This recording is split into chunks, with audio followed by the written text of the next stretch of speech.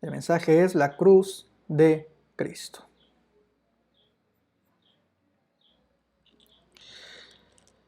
Pues bien, hermanos, hemos ido poco a poco estudiando el Evangelio según el testimonio de Mateo, según el testimonio de Leví. Nos encontramos ya muchos meses habiendo estudiado ese Evangelio y nos encontramos ahora en el clímax del mismo. Nos encontramos en la cruz del Calvario, en la cruz del Gólgota, en la cruz de la calavera. Sin lugar a dudas, hay mucho que decir sobre el alcance que esto tiene en la vida de nosotros como creyentes. Una predicación, un sermón de media hora o de 40 minutos o del tiempo que fuera, no puede terminar de explicar todo lo que conllevó este hecho maravilloso en favor nuestro y tan terrible de parte de los hombres. Como mencionaba, en las redes sociales, nuestra tendencia es, en manera práctica, apartar nuestra atención de la cruz. Pasan una de dos cosas en nuestro andar cotidiano. O dejamos de obedecer lo que el Señor nos manda y vivimos como nuestro corazón dicta, que la palabra advierte que el corazón es engañoso, o por el contrario, llegamos a aferrarnos a letras de la palabra de Dios, pero al alejarnos de la cruz, convertimos una obediencia que debería de ser santa en legalismo. Esto es lo más común al género humano, ya sea que lleguemos al libertinaje haciendo a un lado la palabra de Dios o que partamos al legalismo tomando fuera de contexto la palabra de Dios. La única manera en la cual podemos vivir la palabra de Dios como el Señor quiere es no prestando tanta atención a las letras de la ley como si esas fueran nuestra vida. Un autor cristiano decía que el ver la ley de Dios como nuestra salvación en sí misma es como ir en carretera y estar demasiado atento a los letreros de tránsito. ¿Qué va a acabar pasando? Pues el conductor se va a estrellar. Asimismo, caso contrario, el no ver los letreros de tránsito, pues también lleva a que el conductor se estrelle. Debe de haber un balance entre, obviamente, el conocer hacia dónde vamos, entre ver los letreros que tenemos que seguir, que tienen que ser vistos y puestos en práctica tal cual dicen, pero todo esto sin dejar de poner atención al camino. Y así es la vida cristiana. ¿Qué pasaba con los fariseos? Pues los fariseos ciertamente obedecían muchas letras de la ley de Dios, pero estaban totalmente apartados del sentido de la misma. Le daban importancia a los pasajes que para ellos eran importantes, pero omitían el fin de la ley, que era el que el creyente manifestara un amor sin medida hacia Dios y un amor como a sí mismo hacia el prójimo.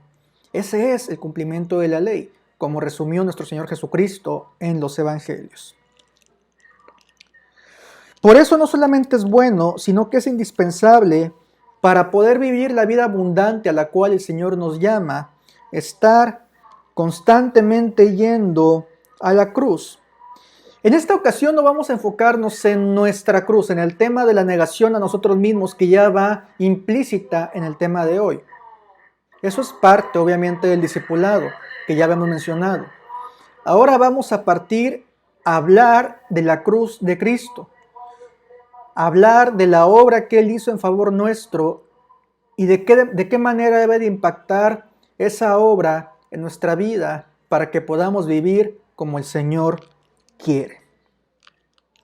Le invito esta tarde a que me acompañe rumbo al Monte Calvario a ver la obra del obrar de nuestro Dios en la cruz.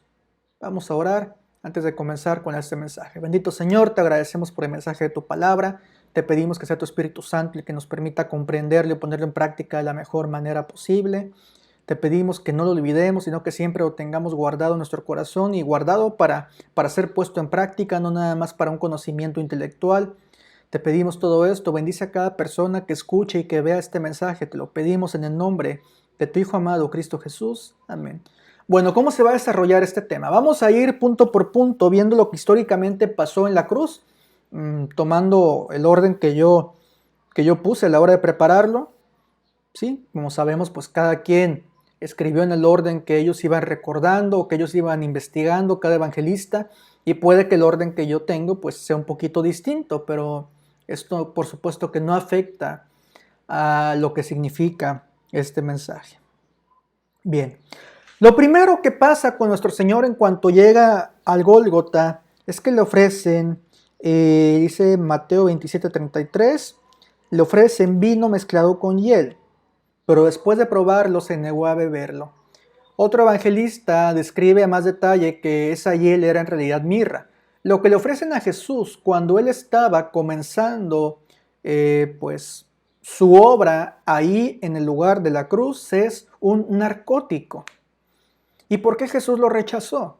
Bueno, no hubiera sido menos salvador que nuestro Señor Jesucristo tomar este narcótico para minorar el dolor. Eso no hubiera tenido ningún efecto contraproducente en la obra de salvación, cuando menos no en el sentido extenso. Sin embargo, nuestro Señor Jesucristo sí tenía que estar totalmente consciente para cumplir todo lo que habría de cumplirse en ese momento de la cruz. Como recordamos y como vamos a repasar en este día, nuestro Señor dijo varias frases que ahora son frases que recordamos cada Semana Santa y que tienen gran relevancia para la iglesia. Y también nuestro Señor aprovechó su lucidez mental a pesar del dolor que estaba viviendo para interceder por aquellos que lo estaban asesinando, como también por aquel ladrón que se arrepintió de sus pecados y que buscó en él la salvación. Para todo esto fue útil que el Señor siguiera en sus 5 sentidos, que no estuviera afectado por los narcóticos, que en un sentido medicinal son perfectamente válidos, pero que para este caso no era lo conveniente para la obra que él tenía que hacer. Y esto es lo primero que vemos que pasa cuando nuestro Señor está aquí en el Calvario, en el Gólgota. ¿Y qué pasó después? Lucas 23, 34 y 35 dice así: Padre, dijo Jesús, perdónalos porque no saben lo que hacen. Nuestro Señor, lleno de dolor, lleno de angustia, lleno de este sentimiento horrendo de estar siendo castigado por cosas que Él no había hecho, pero que Él estaba recibiendo por voluntad propia, lleno de todas esas cosas que tenía en la cabeza y en su corazón, no desaprovechó la oportunidad para seguir intercediendo por la gente que estaba ahí. Y yo creo que esta oración se hace extensiva a nosotros. ¿Cuántas tonterías no hicimos nosotros por desconocer de la palabra de Dios? ¿Cuántas tonterías no hemos hecho? ¿Cuántas blasfemias no hemos pronunciado por desconocer quién es nuestro Dios? Pues bien, yo creo que esta oración que el Señor pronunció en Gólgota se extiende para traernos perdón a nosotros, que definitivamente, aunque no hay ninguna inocencia de nuestra parte, pues no sabíamos lo que hacíamos.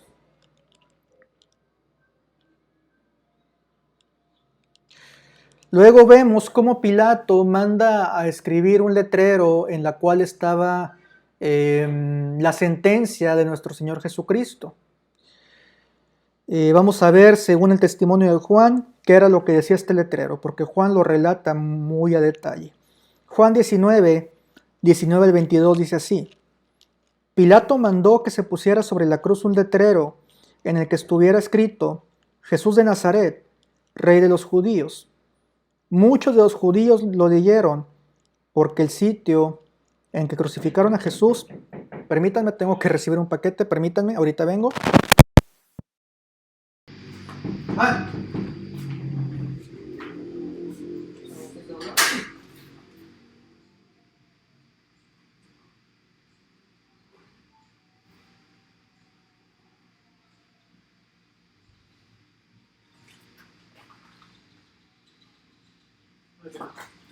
Gracias.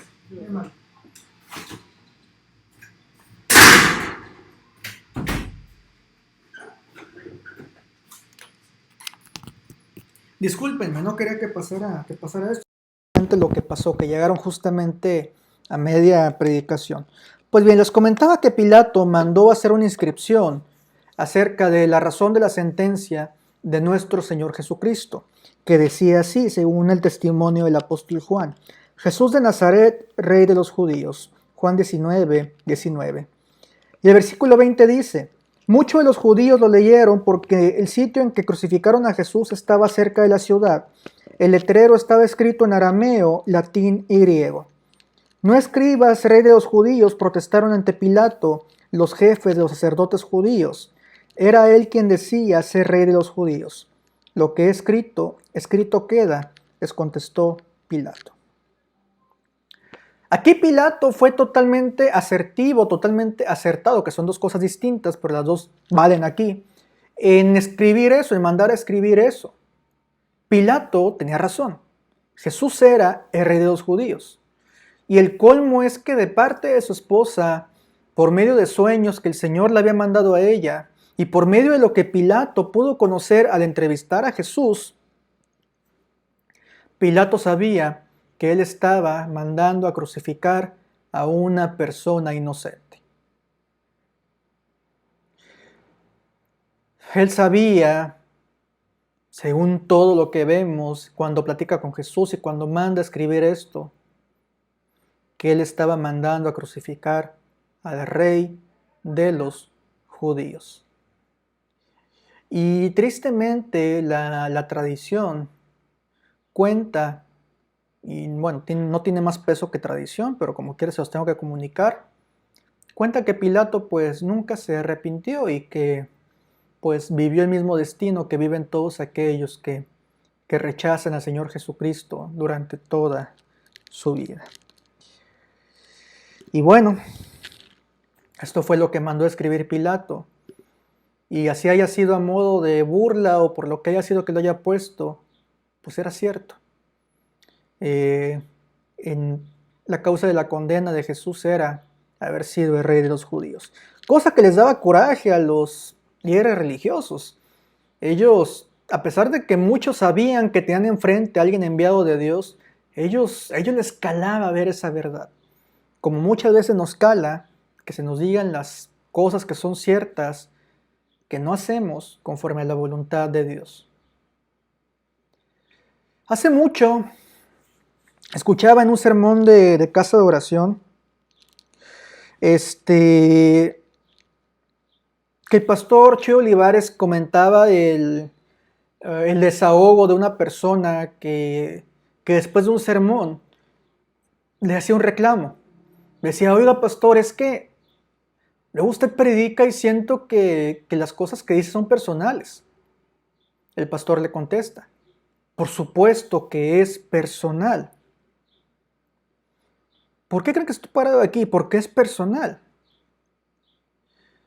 Yo puedo estar aquí predicando, yo no tengo el alcance a saber de qué maneras estamos pecando. Yo no tengo el alcance de poder decir cuáles son todas las maneras en las cuales podemos estar pecando ante el Señor. Hay cosas que supongo y que pueden calar, pero en las cuales tenemos que meditar. Supongo que no estamos leyendo la Biblia como debiéramos. Supongo que no estamos orando como debiéramos.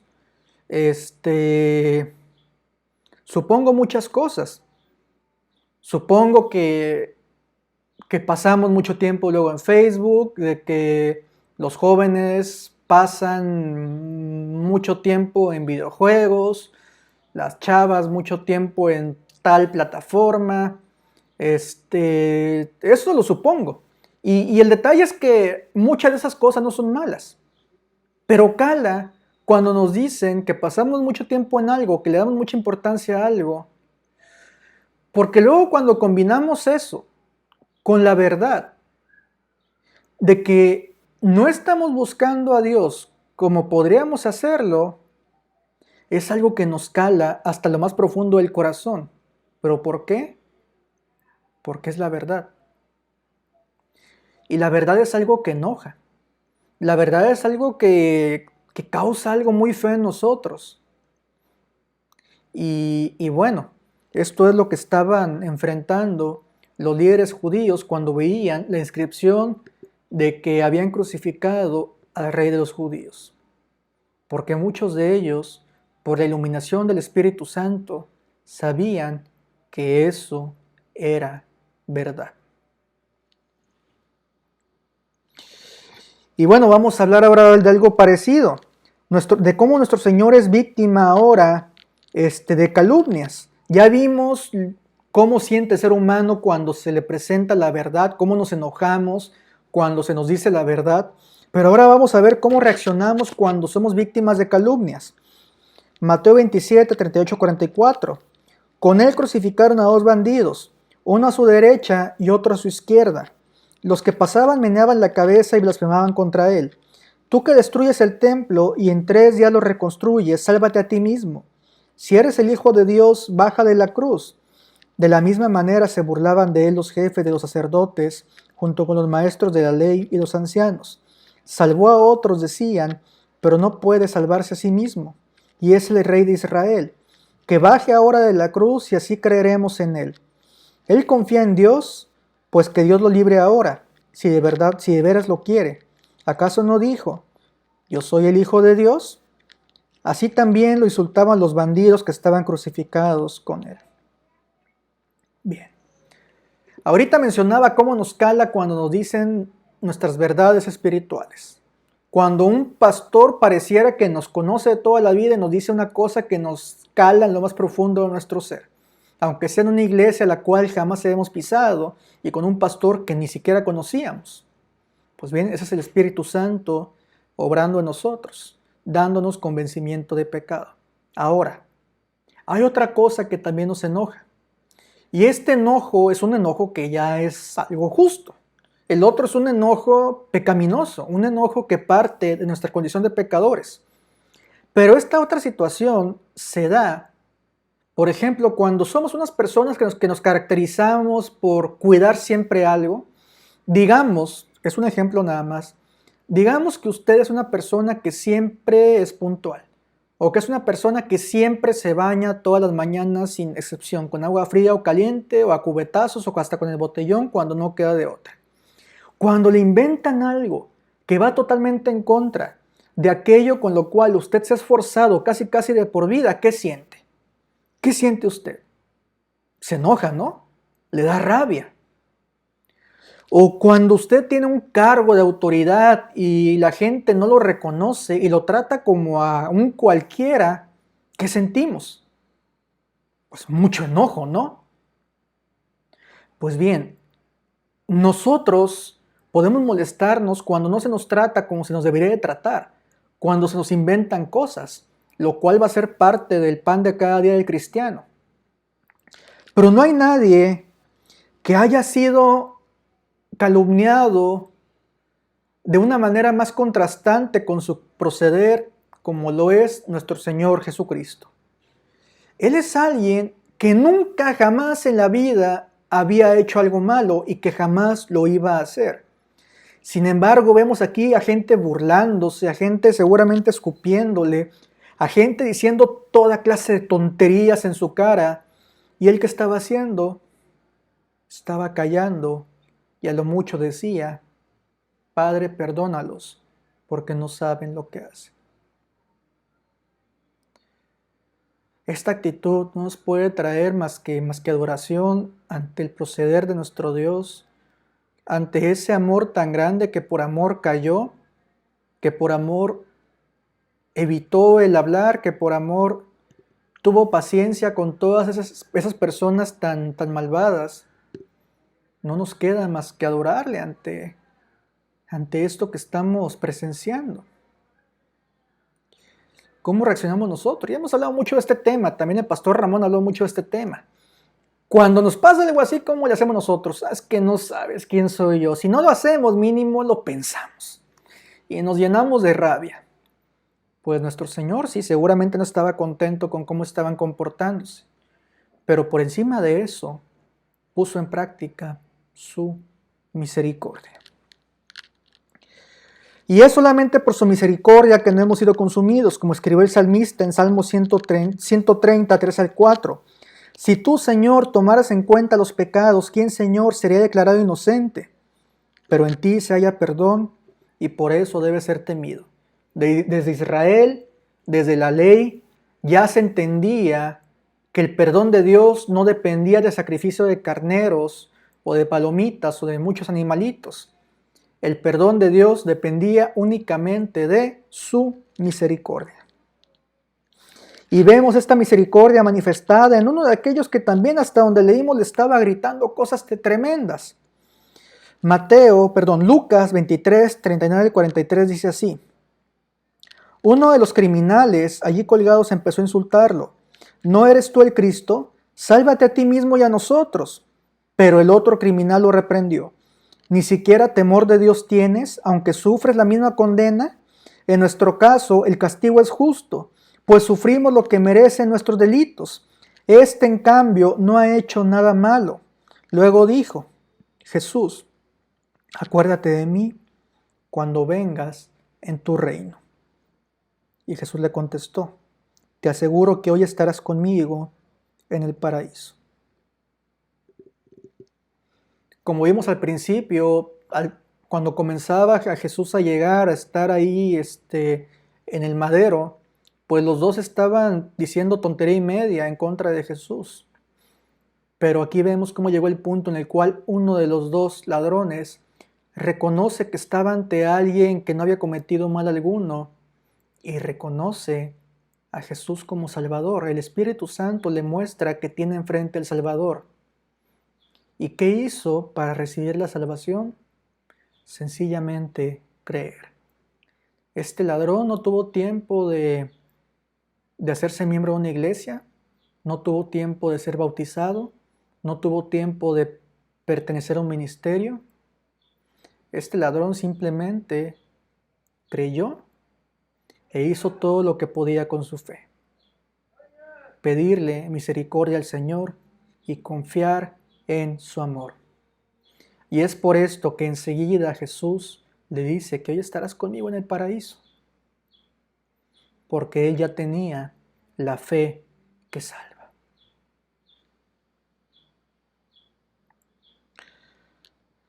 Luego, ¿qué pasó?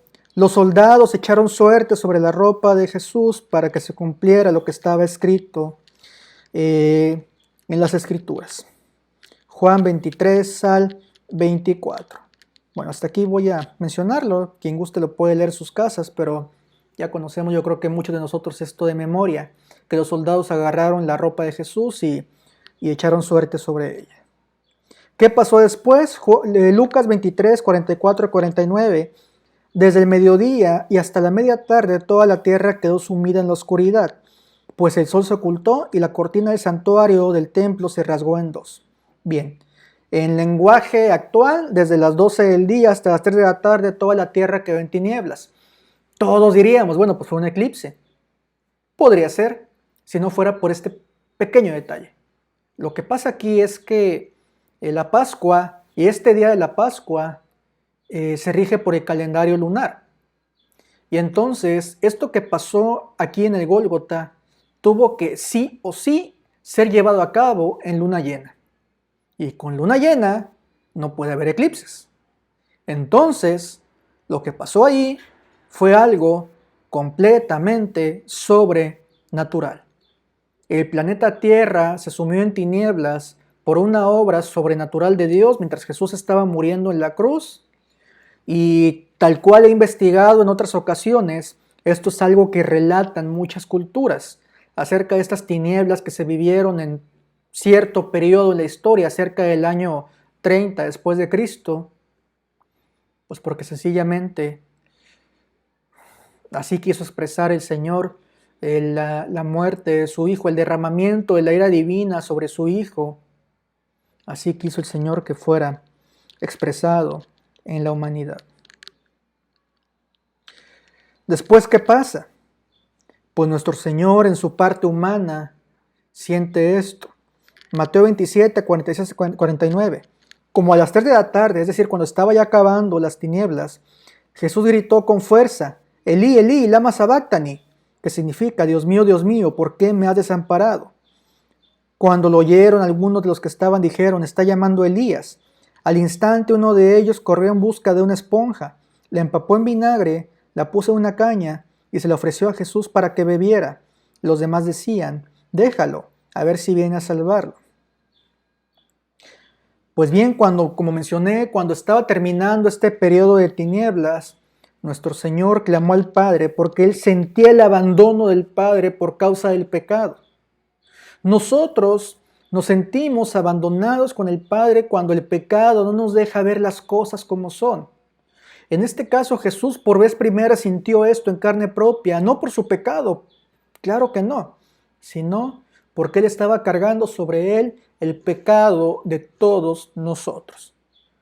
La cosa más injusta que el hombre podría haber hecho fue hecha en la cruz del Calvario, cuando Jesús voluntariamente accedió a ser dado a muerte por los hombres para pagar por los pecados de usted y míos. ¿Y por qué se sintió abandonado? Porque es imposible para el hombre estar en comunión con Dios si hay pecado de por medio. Y en este momento Jesús experimentó el abandono y desesperación que resultan del derramamiento de la ira de Dios en él como portador del pecado. ¿Qué pasó después? Pues bueno, Jesús voltea a ver a su madre, a la hermana de su madre terrenal, María, esposa de Cleofas, y María Magdalena. Cuando Jesús vio a su madre terrenal, dijo, mujer, allí tienes a tu hijo. Luego dijo al discípulo, ahí tienes a tu madre, refiriéndose a María y a Juan. Y desde ese momento ese discípulo la recibió en su casa. Jesús, a pesar del dolor, a pesar de la desesperación, a pesar de todo lo que estaba viviendo tan horrendo, se estaba acordando aún de su madre terrenal y la puso en encargo de Juan, que casualmente Juan fue el discípulo que vivió más tiempo y que en este momento fue el único del cual se relata que estuviera al pie de la cruz con él. Pues bien, aquí podemos ver cómo hasta en las mayores dificultades nuestro Señor está acordándose de su madre terrenal. Luego dijo, después de esto, como Jesús sabía que ya todo había terminado y para que se cumpliese la escritura dijo, tengo sed. Y bueno, aquí pasa lo que ya habíamos narrado, que le dan una vasija de vinagre, le empapan con una esponja a su boca y le dan de tomar. Luego Jesús dijo, todo se ha cumplido. En otra versión, consumado es. En lenguaje antiguo, tetelestai. ¿Qué significa esto? Ya hemos predicado de esto. Esto significa Colosenses 2, 13 al 16. Antes de recibir esa circuncisión, ustedes estaban muertos en sus pecados. Sin embargo, Dios nos dio vida en unión con Cristo al perdonarnos todos los pecados y anular la deuda que teníamos pendiente por los requisitos de la ley. Él anuló esa deuda que nos era adversa, clavándola en la cruz. Desarmó a los poderes y a las potestades y por medio de Cristo los humilló en público al exhibirlos en su desfile triunfal. Así que nadie los juzgue a ustedes por lo que comen o beben, o con respecto a días de fiesta religiosa, de luna nueva o de reposo. Aquí claramente nos dice la palabra de Dios que el Señor ya pagó por la deuda que teníamos nosotros en cuanto a las leyes ceremoniales y en cuanto a las leyes morales y éticas, ¿sí? Ahora, las leyes ceremoniales han quedado nada más como un folclore del pueblo judío, ya no tienen ningún significado espiritual, no de peso. Y las leyes morales pues siguen teniendo importancia, pero no para llevarnos al cielo. Las leyes morales más bien son una indicación de que nosotros ya vamos a ir al cielo. de que hemos nacido de nuevo. Pero entonces nadie tiene por qué juzgarnos por nuestro cumplimiento, por las leyes ceremoniales, porque todas ellas ya fueron clavadas en la cruz y fueron cumplidas a la perfección por nuestro Señor Jesucristo. Y ante esas cosas que aún le debíamos en obediencia al Señor, nuestro Señor Jesucristo también clavó todo eso en la cruz para que ahora ya no busquemos la salvación por medio de la ley, sino que la busquemos estando pegados como pegamento a Él por la justicia que Él ha hecho en favor nuestro.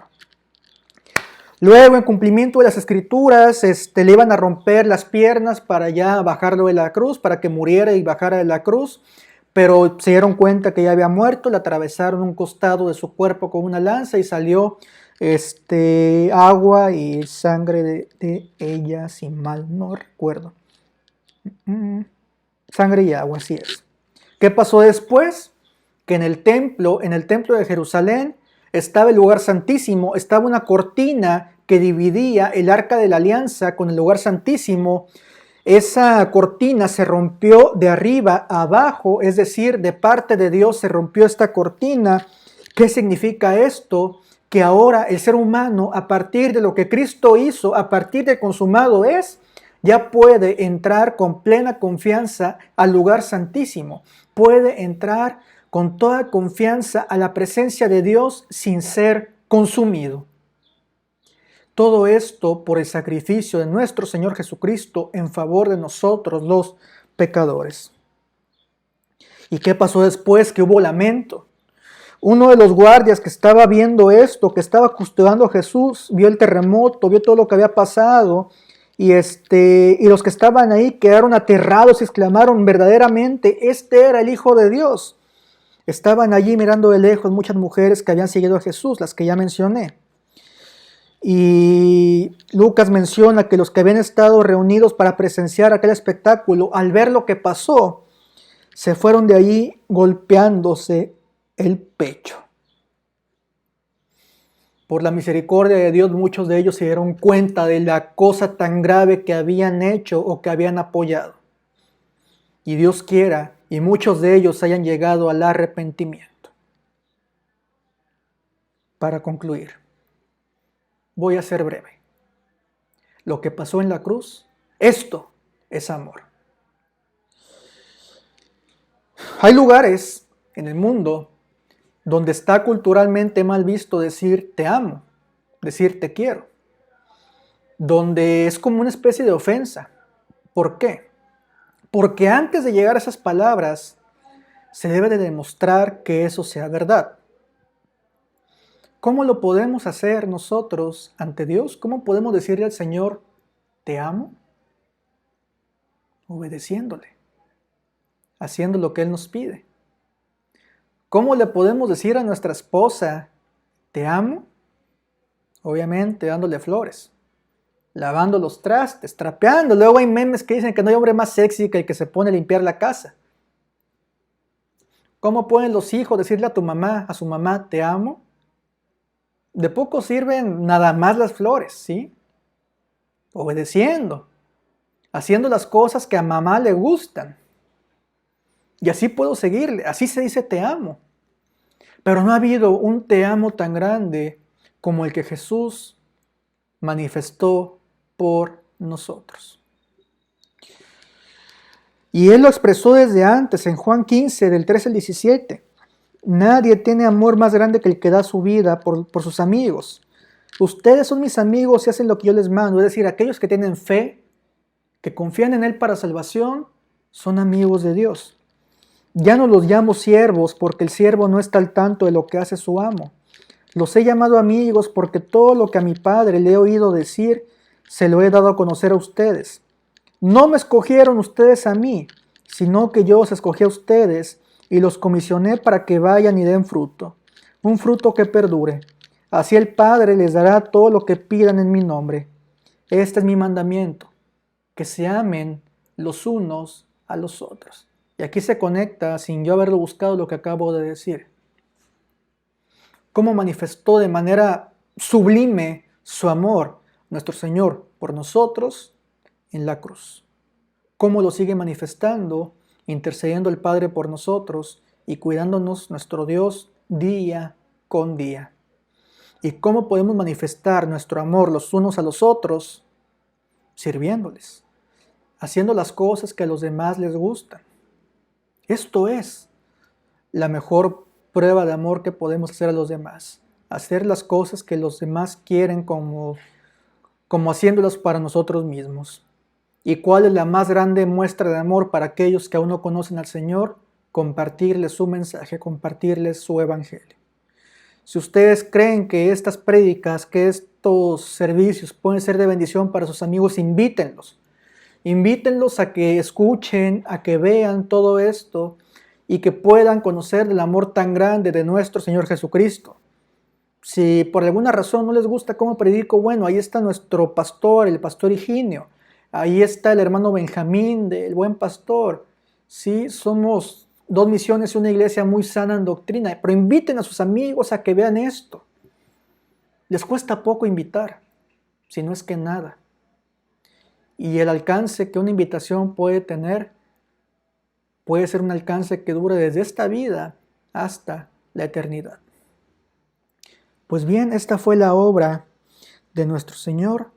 Este es el amor más grande que podemos recibir y es el amor más grande que podemos dar también nosotros hacia los demás.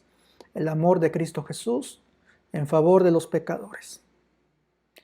Usted necesita ánimos, necesita algo que le ayude a poder llevar a cabo sus tareas cotidianas, que sea la cruz de Cristo su motor para hacer todo lo que usted tenga que hacer día con día.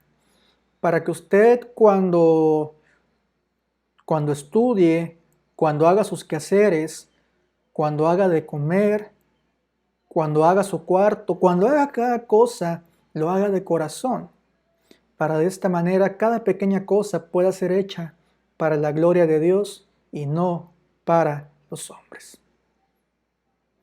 Nuestro Señor ya nos dio ejemplo del amor más grande que puede haber.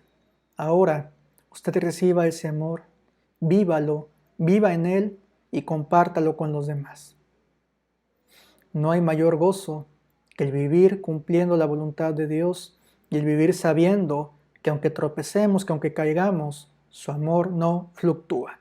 Su amor siempre está, pues mucho más grande que los cielos. Vamos a orar para que el Señor sea quien confirme esta palabra y añada bendición a ella. Bendito Señor, te agradecemos por el mensaje de tu palabra, te pedimos que tú nos bendigas, que nos permitas meditar día con día en tu cruz, meditar día con día en la obra que tú has hecho por nosotros, seguirnos maravillando por cómo tú te comportaste ante estas injusticias, Señor, seguirnos maravillando ante tu tan grande amor, Señor.